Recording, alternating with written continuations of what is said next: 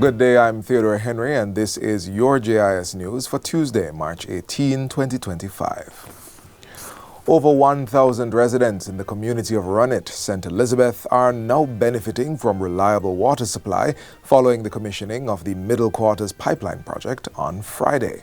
The $24 million investment is the final of 3 phases. Prime Minister Dr. Andrew Holness says while further works are being done in the parish to boost water supply to other areas, infrastructure had to be put in place for Runit in the Breadbasket parish. It would have been an unfair thing to move water from this community to send it to another community without providing this community with access to their precious commodity.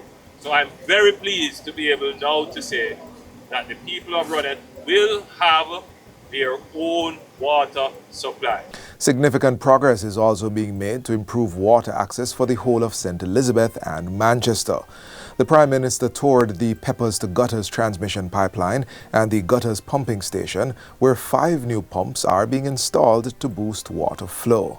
Dr. Holness explains that the water will be pumped over Spurtree Hill and into Mandeville, ensuring a more reliable supply for over 100,000 residents. This is being done under the $4 billion Greater Mandeville Water Supply Project. The investment in water is considered to be a kind of long-term investment. When we lay these pipes, we sink these wells, we put in the pumps, this will last us for another 50 years. With proper maintenance, it could go up to 70 years. But you consider this investment to be a kind of 100-year investment. The infrastructure is laid, it's solid infrastructure, and we continue to build on it and expand it. Still in St. Elizabeth, 3 families from the northeastern section of the parish have received brand new homes, courtesy of the new social housing program. They are Esther McKenzie and Marie Loney, both fire victims, and Tracy and Brooks, who had been enduring difficult living conditions.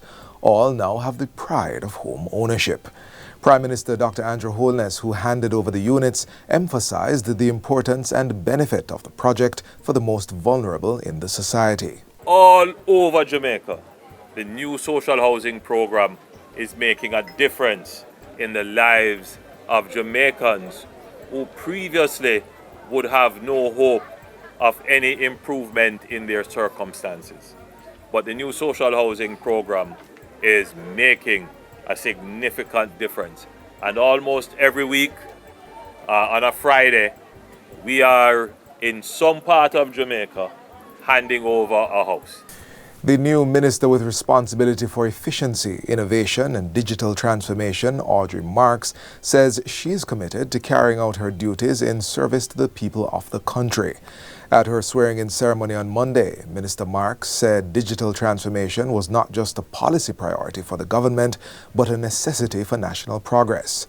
She asserted that technology, when effectively deployed, could be a game changer in delivering efficiency, transparency, and economic growth. My mandate is clear: to identify and eliminate inefficiencies, modernize regulatory frameworks, and ensure that Jamaica becomes a place where doing business is seamless, timely, and competitive on the global stage. We'll take a hands-on approach to problem solving, engaging stakeholders across sectors to drive meaningful reforms that work for people and businesses alike.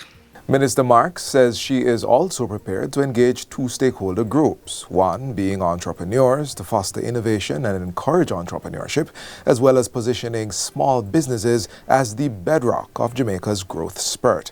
Second, I'm equally delighted that with this mandate, we can even more effectively respond to our Jamaicans abroad.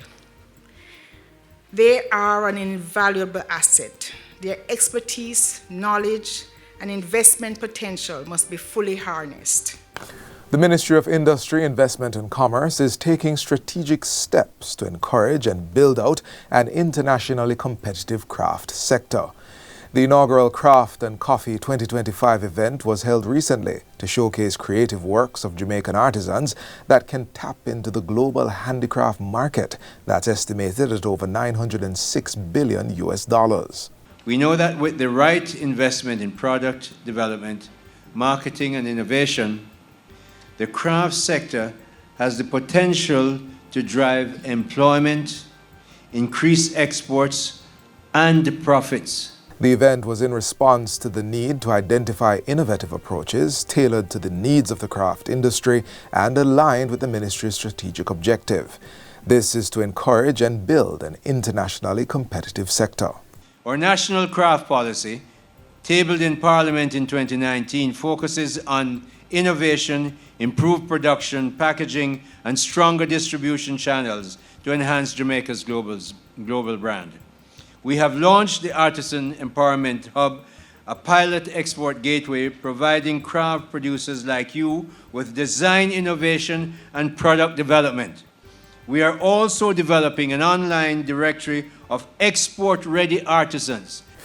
And finally, 31 workers are now better equipped to provide care for individuals in infirmaries and golden age homes who are diagnosed with mental disorders. The individuals are graduates of the Psychiatric Nurses Aides training program. The ceremony was held on Friday. It was facilitated by the Ministry of Local Government and Community Development in partnership with the Mental Health Unit and Substance Abuse Program of the Ministry of Health and Wellness. This initiative is aligned with the strategic objectives of both ministries to strengthen the skills of workers in social agencies that support individuals facing mental health challenges such as infirmaries and golden age homes. Minister of Local Government and Community Development, Desmond McKenzie, says there must be a different approach in how persons are treated when they are in the care of the state. You must be commended for coming forward. And the government will spare no expense in ensuring that we equip you, give you the tools. We must never lose sight, ladies and gentlemen, that the persons who we are going to be offering the services to didn't call it down on themselves. And there has to be, and I'm saying this to the graduates, in executing the responsibilities that you have, the enormous task is that personal level of compassion that is required. The program commenced in September and ran for a total of 4 months and 1 week, including both theoretical and practical aspects of mental health care. And that's it for JIS News today. I'm Theodore Henry. Thanks for watching.